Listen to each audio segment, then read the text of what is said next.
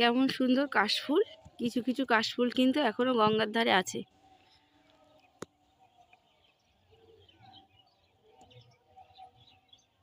কি ভালো লাগে কাশফুলে দেখা দিয়েছে। তখন তো ভোর হচ্ছিল, সূর্য দেখা পাইনি। দেখো কি সুন্দর লাগছে সূর্যটা। আর এই যে রিজুর বাবা দাঁড়িয়ে আছে।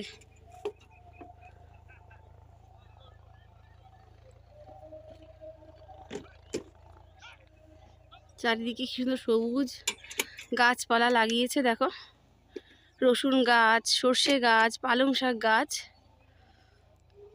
কত গাছ। পালং শাকগুলো দেখো কি সুন্দর বেড়ে উঠেছে, দারুণ লাগছে পালং শাকগুলো। তার পাশে লাইন করে সর্ষে গাছও লাগিয়েছে আর রসুন গাছ। কিনলাম আর দুটো বিস্কুট কিনলাম রিজুর উপর জন্য, যেহেতু ওদের আনিনি। বাচ্চাদের জন্য তো কিছু ছোট হোক বড় হোক কিছু নিয়ে যেতে ইচ্ছা করে, সেই জন্য নিয়ে নিলাম কিনে। আর দেখো গঙ্গার ধারে ঠাকুরগুলো লাইন দিয়ে রেখেছে, দেখেছো?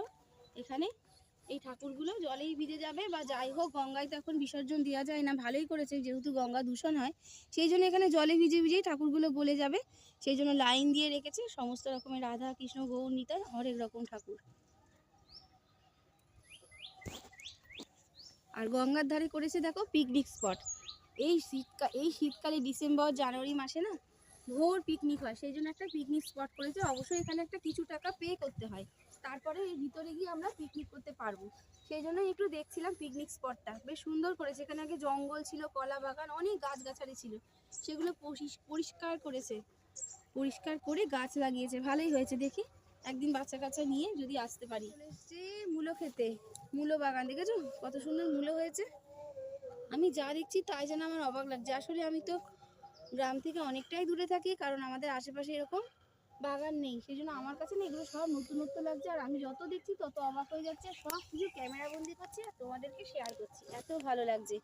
বাজার থেকে তো মূলো সবজি কিনেই খাই, কিন্তু ক্ষেতের মধ্যে এত সুন্দর হয়ে আছে, এটাই আমার এত ভালো লাগছে, এত ভালো লাগছে। আর চারিদিকে গঙ্গা আর গঙ্গা, গঙ্গার দৃশ্য।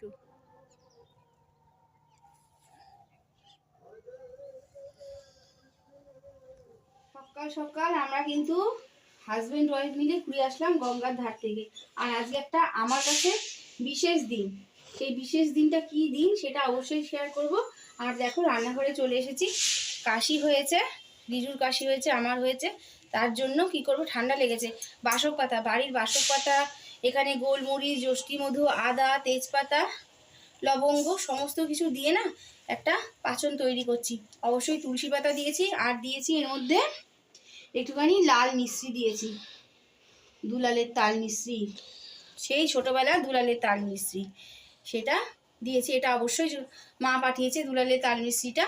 তো এটা হতে থাক। আর এখানে করব জুস, আর একটা জুস করে নেব আমলকি, কাঁচা হলুদ, গাজর আর বিট। বিট তো খুবই উপকারী। তো এইসব না স্যালাডটা খুব একটা ছেলেরা খেতে চায় না, সেই জন্য এটা দিয়ে একটা জুস করব, করে এটা খাবে, তারপরে হবে ব্রেকফাস্ট খাওয়া। দেখা যাক আজকে ব্রেকফাস্টে কী খাওয়া হয়। সকালটা কিন্তু শুরুটা খুব ভালোই কাটলো, কারণ গঙ্গার অত সুন্দর নির্মল শোভা, শান্ত পরিবেশ, মনটা সত্যিই খুব ভালো হয়ে গেল।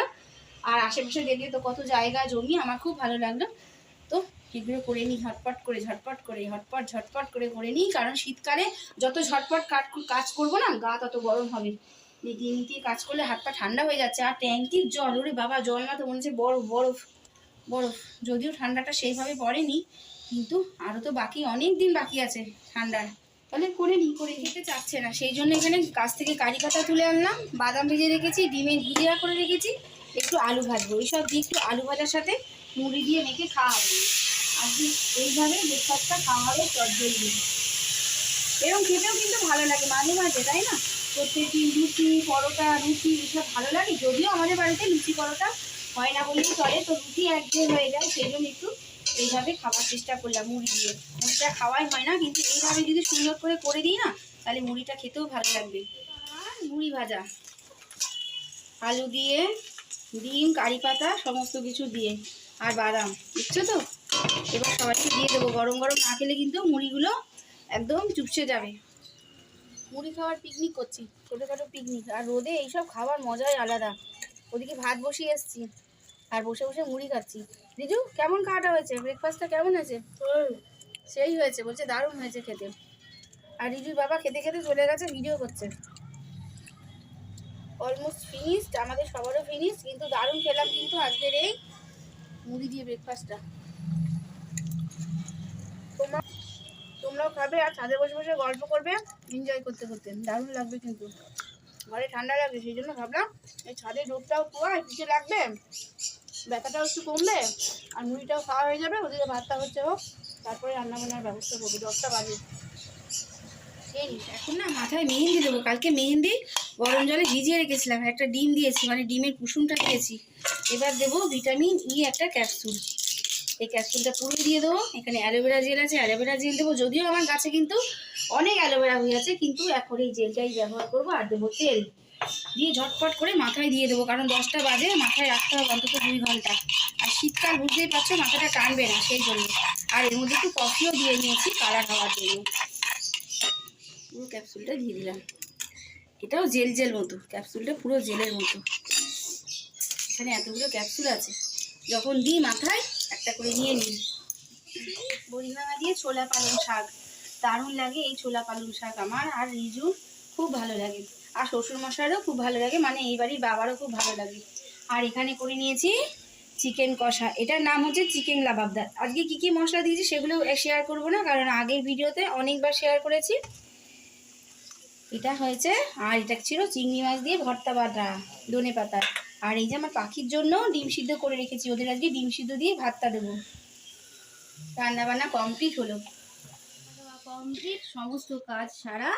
এবার তোমাদের সাথে একটু গল্প হবে। তার আগে একটা গান আছে তোমাদের জন্য, আর আজকে একটা বিশেষ দিন, সেই কথাটা তো পরে বলবো। তাহলে আগে গানটা করে নিই, ঠিক আছে? গান গাইতে ইচ্ছা করছে। কত না ভাগ্যে আমার এই জীবন ধন্য হলো, স্মৃতিরে একটু সিঁদুরে সব কিছু বদলে গেল। কত না ভাগ্যে আমার, কত না ভাগ্যে আমার এই জীবন ধন্য হলো, সিথিরে একটু সিঁদুরে সব কিছু বদলে গেল। কত না ভাগ্যে আমার, মালাতি কণ্ঠে পেলাম, এ তো নয় শুধু মনিহার, এ আমার পরম পাওয়া, এ আমার পরম পাওয়া, জীবনের সেরা উপহার। সুখী যদি করতে পারি, সুখী আমি তাতেই হব। ব্যথা যদি কখনো আসে,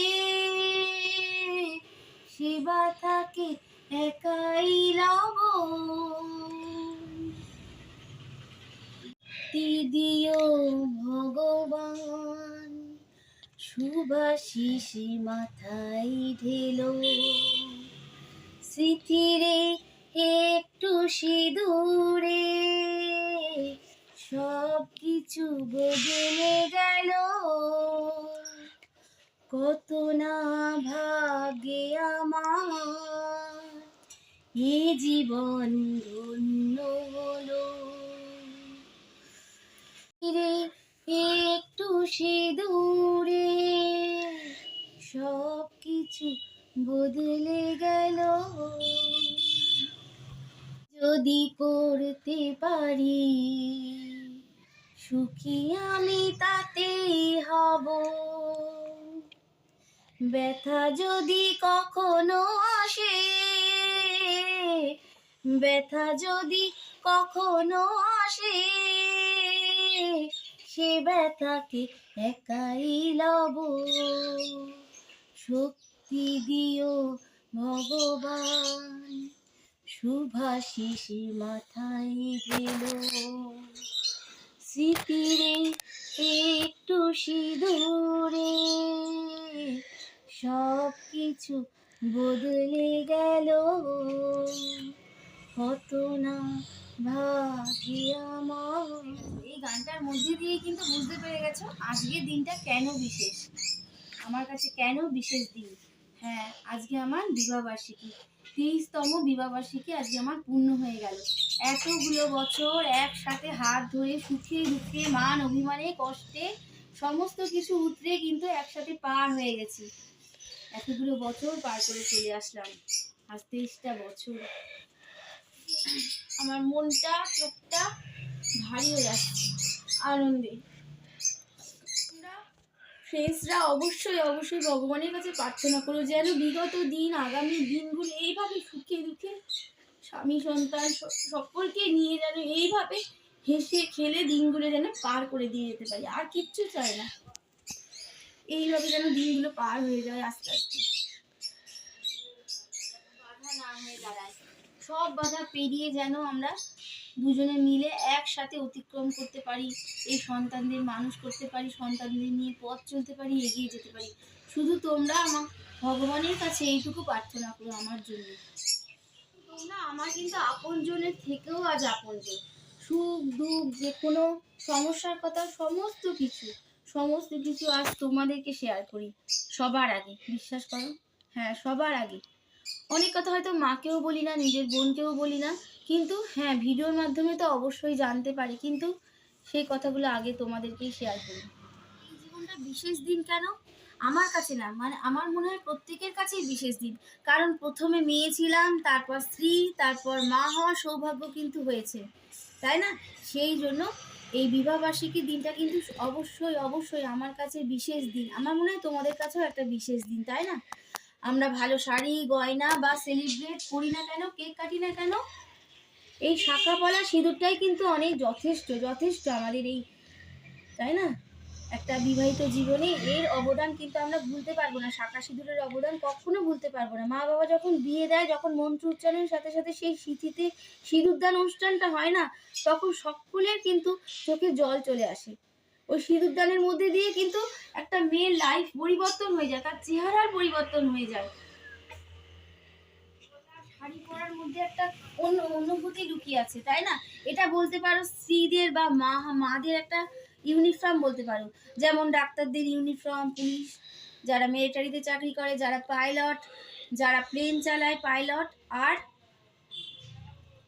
ছাত্রী, সমস্ত কিছুর মধ্যে একটা ইউনিফর্মের একটা ব্যাপার আছে, তাই না? তারা বাড়িতে যতই খেলাধুলা করুন না কেন, যখন স্কুলের ড্রেসটা পরবে, ইউনিফর্মটা পরবে, তখন কিন্তু তারা হয়ে গেল স্কুলের বয় বা গার্ল। আর যারা বাড়িতে, মানে আমাদের হাজবেন্ডরা যখন বাড়িতে থাকে তখন তো আমাদের স্বামী, কিন্তু যখন ওই ইউনিফর্মটা পরে বা ডাক্তার যখন সেই ইউনিফর্মটা পরে, তখন কিন্তু আলাদা ব্যক্তিত্ব নেয় তাদের মধ্যে। এই ইউনিফর্মটা আমি মনে করি খুব দরকার জীবনে। এই যে আমি পরে আছি শাঁকা সিঁদুর, এটা কিন্তু যথেষ্ট মা হিসাবে ইউনিফর্মটা পরা। এই ইউনিফর্মের কিন্তু একটা আলাদা মর্যাদা আছে, তাই না? সংসারে আমাদের যাই রোল না থাকুক না কেন, পুলিশের dress, military dress, doctor, pilot, engineer, প্রত্যেকে আলাদা আলাদা ড্রেস আছে। এমনকি ছাত্রছাত্রীদের যখন তারা সেই ইউনিফর্মটা পরে নেয় না, তাদের ব্যক্তিত্বটাই পাল্টে যায়, তাই তো? তারপর যে আমার মাথায় সিঁদুর, শাখা পলা সমস্ত কিছু পরে নিলাম না, তখন কিন্তু আগের মতো আমার চলন বলন কিন্তু আর থাকলো না, সমস্ত কিছু পাল্টে গেল, নিজের থেকেই পাল্টে গেল। তখন মনে হয় ইস, এখন তো আর মেয়ে নেই, এখন এটা আমি করতে পারবো না, ওটা করতে পারবো না, ওটা করতে নেই, এখন আমি বউ হয়ে গেছি, তারপর মা হলাম, এই ব্যাপারগুলো চলে আসে, নিজের থেকেই চলে আসে, তাই না? জীবনেরও অনেক পরিবর্তন এসছে, তাই না? তাই যখন একা একা থাকি না বসে, তখন ভাবি কি ছিলাম, কি হয়েছি, আরো কত কি হব, তাই না? ঠাকমা দিদিমা কত কিছু হব, ভগবান যদি সুস্থভাবে বাঁচিয়ে রাখে। তবে তবে আমি বলবো কি, এই বিবাহবার্ষিকীর দিনে আমার কোনো চাওয়া পাওয়া নেই, কোনো গিফট চাই না, কোনো কিছু চাই না। কারণ আমার সব থেকে জীবনের বড় গিফট কিন্তু আমার ভগবান দিয়ে দিয়েছে, দুটো ছেলেকে আমি পেয়েছি বলে। এটাই আমার জীবনের সবচেয়ে বড় গিফট আর একটা সুখী সংসার। এইভাবেই তোমরা প্রার্থনা করো ভগবানের কাছে, যেন বিগত দিন বা সামনের দিনগুলো যেন এই মানে সন্তানদের নিয়ে, স্বামীকে নিয়ে, পরিবার পরিজন সবাইকে নিয়ে যেন সুস্থভাবে সামনের দিনগুলো আমি যেন পার করে যেতে পারি। ব্যাস এইটুকু আমি চাই, আর কিচ্ছু চাই না, কিচ্ছু চাই না। ধাপে ধাপে যেন এগিয়ে যেতে পারি। আর জানো তো ফ্রেন্ডস, আমার ঠাকুমা নেই, তিনি পরলোক গমন করেছেন। আমাকে খুব খুব ভালোবাসতেন, নাতি নাতনিদের মধ্যে আমাকে খুব ভালোবাসতেন। আর বলেছিলেন যখন বিবাহ হয় মানে বিয়ে হয়, তখন আমাকে ঠাকুমা বলেছিলেন যে মামুনি, এই শাঁখা সিঁদুর কিন্তু তুই কখনো কিন্তু ছাড়বি না। এই শাঁখা সিঁদুর হচ্ছে মেয়েদের জীবনে বড় একটা অবলম্বন। শুধু সাজের জন্য আমরা কিন্তু শাঁখা সিঁদুর পরি না, এই শাঁখা সিঁদুরের মধ্যে আমরা আমার স্বামীর মঙ্গল কামনা করি, তার ভালো চাই। তাই যাই সাজগোজ করিস না কেন, কখনো যেন শাঁখা সিঁদুরটা খুলবি না। কিন্তু সত্যি কথা, বিশ্বাস করো, ঠাকমা বলুক বা না বলুক সেই কথা না, কিন্তু আমার মন থেকেই চায় না যে কখনো আমি শাঁখা সিঁদুরটাকে বাদ দিয়ে সাজগোজ করবো। শাঁখা সিঁদুর পরতে আমার যেমন ভালো লাগে, আর প্রত্যেকটা দিন আমি স্নান করে সেরে আগে আগে কি করি তোমরা জানো নিশ্চয়, হ্যাঁ, আগে আমি সিঁদুরটা পরি, তারপর পুজো করি, তারপর খাওয়া দাওয়া। এইভাবেই চলে আমার ডেইলি রুটিন, প্রত্যেক দিনের কাজ। তাহলে আজকের দিনটা এখানেই শেষ করছি। সকলে ভালো থাকবে, সুস্থ থাকবে, নিজের শরীরে যত্ন নেবে। আর রূপু রিজু কি করছে জানো, রিজু কিন্তু ক্যামেরা ধরে আছে। ও আজকে বড় আনন্দের দিন, ও কিন্তু বুঝতে পারলো যে এই ঘটনাগুলো তোমাদেরকে শেয়ার করছি যে মার আজকে বিবাহবার্ষিকী। হ্যাঁ, ও বুঝতে পারছে একটু একটু করে, বড় ছেলেও জানে। যাই হোক, ছোট্টখাট্টো একটা আয়োজন হলো, ওই মাংস ভাত খেলাম, যা খেলাম সেটাই আনন্দের সাথে খেলাম, আনন্দ করলাম, এনজয় করলাম, এটাই অনেক বড়। তাহলে আজকে আসছি, টাটা। তোমরা সকলে ভালো থাকবে, সুস্থ থাকবে, নিজের শরীরে যত অবশ্যই নেবে। আর ভিডিওটা ভালো লাগলে কি করতে হবে, লাইক সাবস্ক্রাইব করে আমাদের পাশে থাকতে হবে। দেখা হচ্ছে আর একটা আগামী পর্বে একটা নতুন ভিডিওর সাথে। তাহলে আজকের মতো আসছি, টাটা।